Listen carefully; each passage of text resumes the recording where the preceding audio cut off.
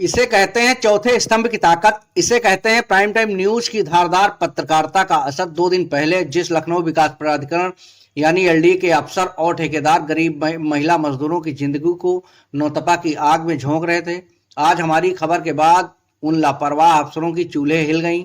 2 दिन पहले जो उद्यान अधिकारी फोन पर बड़ी बेशर्मी से कह रहे थे कि हमें तो संज्ञान ही नहीं है, आज उसी उद्यान अधिकारी एस के भारती को अपनी कड़कड़ाती एसी छोड़कर आनन फानन में कड़ा लिखित आदेश जारी करना पड़ा।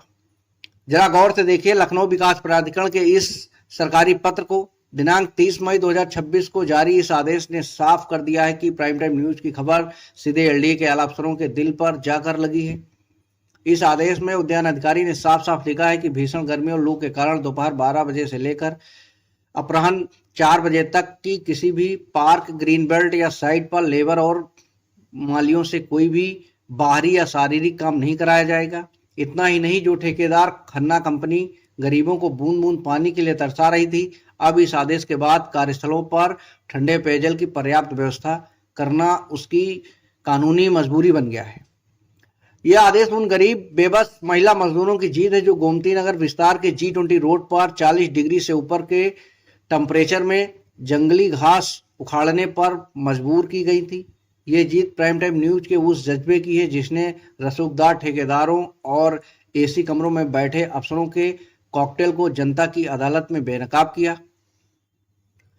बीसी साहब की डांट से बचने के लिए जिन्होंने गरीबों की जान दांव पर लगाई थी, आज उन्हें बैकफुट पर आना पड़ा। ठेकेदारों को साफ निर्देश दे दिया गया है कि काम सुबह जल्दी कराएं या शाम को धूप ढलने के बाद, लेकिन दोपहर में गरीबों का खून चूसना अब बर्दाश्त नहीं होगा।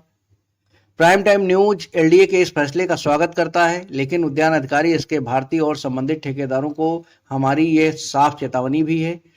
कागजी आदेश तो अपने डर के मारे जारी कर दिया है, लेकिन अगर जमीन पर इस आदेश की जरा भी अनदेखी हुई, अगर किसी भी साइट पर दोपहर में दोबारा कोई मजदूर तड़पता हुआ मिला तो हमारा कैमरा फिर वहां पहुंचेगा। हम सिर्फ खबर दिखाते नहीं हैं, उसे उसके अंजाम तक पहुंचाते हैं। सच्ची पत्रकारिता के इस सफर में हमारे साथ बने रहने के लिए धन्यवाद। प्राइम टाइम न्यूज के लिए राहुल वर्मा की रिपोर्ट।